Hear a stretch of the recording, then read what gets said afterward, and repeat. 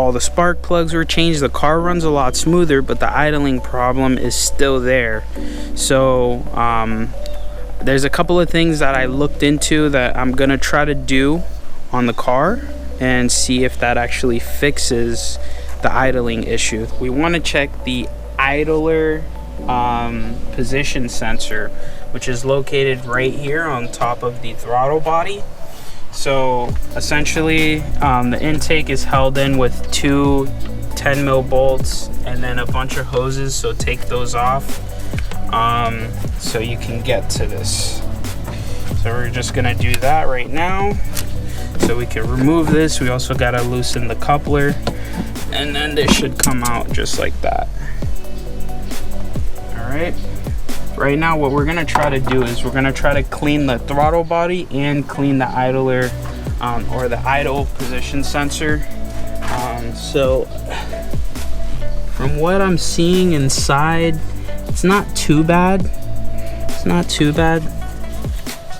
Not too bad. All right, so now let's check the idler position sensor.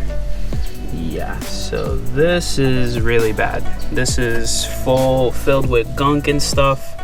So what I'm gonna have to do is take a little bit of throttle body cleaner and just clean this up and all in there as well. Let it sit for a little bit, and then we'll go from there and see if the car idling is a little bit better. So all you need is some throttle body cleaner and a little bit of shop towel. So what I'm gonna do is I'm actually gonna unplug it. Unplug this.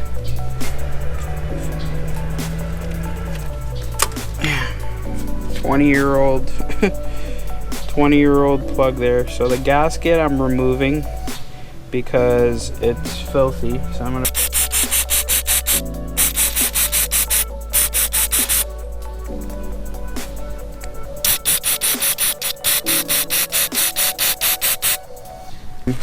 I'm just cleaning it off a little bit.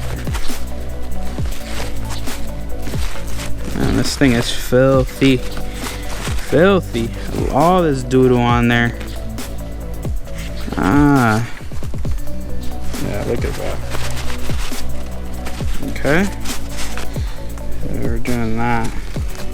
Man, there's a lot of stuff in there, guys. There's a lot of stuff in there.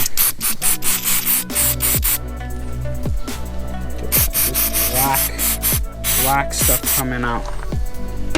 I might put the nozzle on. You can cut it. So we just roll it up a little bit.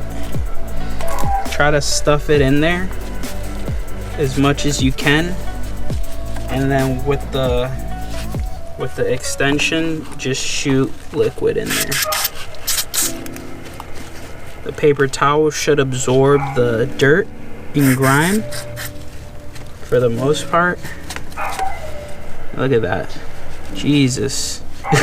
That is disgusting. That is nasty.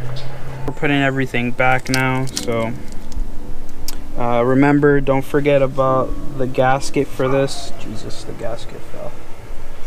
Oh my god. Oh my god, the gasket fell. Just gotta clean this gasket off. We don't want any intake leaks. And then we just put it back in just like that. Not sure if the orientation matters so much, but that's how I saw it. So I'm putting it back the way I found it to avoid issues. For these two screws, you can use a flathead or Phillips, whatever you're comfortable with. I typically like flatheads because I can use them for the clips and stuff, so it's just handy to have them in hand. So just putting this back. Oh, pinch my glove. That's why gloves are great, but they're not always optimal, specifically for reasons like that. They'll say, hey, you know, if you're cutting on a table saw, wear gloves, but sometimes a glove can get caught in the blade and then you really have a problem. So some people believe in gloves, some people don't. I typically get injured a lot, so you know, especially working on cars, my knuckles get destroyed, so I like to have that extra layer of protection. This goes, I believe, this way. Yeah, the connector's clean, so I don't have to clean that. All right, that's back on. Let's see if there's anything. Yeah, don't forget paper towels in your intake. Additionally, I'm also gonna pull the map sensor, clean that out, just to see if that idle also helps.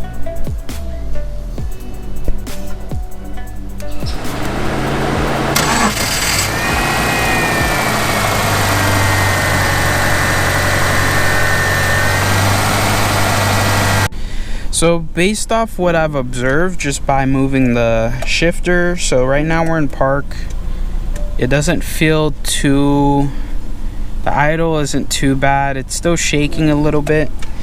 Put it in reverse, same thing. So the situation has improved quite significantly. So what I'm anticipating is I might actually have to change the sensor. So it's a pretty easy fix. I think the sensor is about 70 bucks, so we're gonna do that. I'm gonna order a sensor, put it in, and I'll let you guys know if it works or not. So, you know, guys, thank you for watching. Just remember, every journey is different, so make your own. All right, peace out, guys.